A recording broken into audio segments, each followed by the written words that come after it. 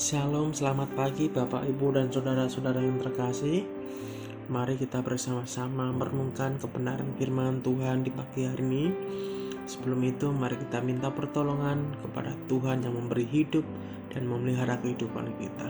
Mari kita bersatu di dalam doa. Kami menaikkan syukur kami di hadapan-Mu atas kasih dan setia-Mu untuk pemeliharaanmu ya Bapa, yang kami boleh alami dan kami boleh rasakan hingga pada pagi hari ini. Kami akan membaca merenungkan kebenaran firman-Mu. Tuhan menolong dan memberkati setiap kami. Terpuji kekal nama-Mu di dalam nama Yesus. Haleluya. Amin. Bapak, Ibu, dan saudara-saudari yang terkasih, renungan kita di pagi hari ini bertema taatilah hukum, sebentar lagi akan datang keselamatan, yang terambil dalam kitab Yesaya 56 ayat 1-5. Lembaga Alkitab Indonesia memberi judul Keselamatan adalah bagi semua orang. Beginilah firman Tuhan, taatilah hukum dan tegakkanlah keadilan, sebab sebentar lagi akan datang keselamatan yang daripadaku, dan keadilanku akan dinyatakan.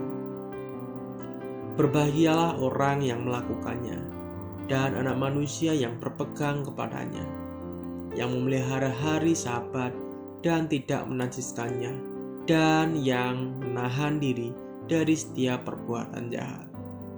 Janganlah orang asing yang menggabungkan diri kepada Tuhan berkata, "Sudah tentu Tuhan hendak memisahkan aku daripada umatnya." Dan janganlah orang kebiri berkata, "Sesungguhnya aku ini pohon yang kering." Sebab beginilah firman Tuhan, kepada orang-orang kebiri yang memelihara hari-hari Sabatku, dan yang memilih apa yang ku kehendaki, dan yang berpegang kepada perjanjianku, kepada mereka akan kuberikan dalam rumahku dan lingkungan tembok-tembok kediamanku suatu tanda, peringatan, dan nama itu lebih baik daripada anak-anak lelaki dan perempuan. Suatu nama abadi yang tidak akan lenyap akan kuberikan kepada mereka. Keadilan dan kebenaran merupakan buah keselamatan, terkait langsung dengan pengaruh kerajaan Allah. Hal-hal itu tidak dapat dipisahkan. Dalam kerajaan Mesias, semua orang asing dan orang kebiri yang berbalik kepada Tuhan diterima dengan hak istimewa yang sama dengan masyarakat perjanjian lainnya. Di dalam kitab Keluaran 12 ayat 43, di mana mereka dahulu tidak diizinkan ikut ibadah bersama, terlepas dari kebangsaan, kedudukan sosial, atau cacat tubuh. Allah mengasihi dan menerima setiap orang percaya sebagai anak yang dikasihinya. Yesaya 40-55 bertutur tentang Tuhan yang mempersiapkan era baru bagi umatnya yang hidup dalam pembuangan. Sedangkan Yesaya 56-66 bertutur tentang penggenapan keselamatan yang dari Tuhan. Berhubung karya keselamatan Allah akan segera datang, Yesaya mengajarkan pentingnya hidup saleh. Hidup saleh adalah menaati hukum dan menegakkan keadilan. Hidup saleh itu penting sebab pembuangan mereka ke Babel disebabkan oleh ketidaktaatan kepada Tuhan, dan mereka tidak menegakkan keadilan. Dalam situasi baru, Allah menginginkan mereka hidup dengan mematuhi hukum dan menegakkan keadilan.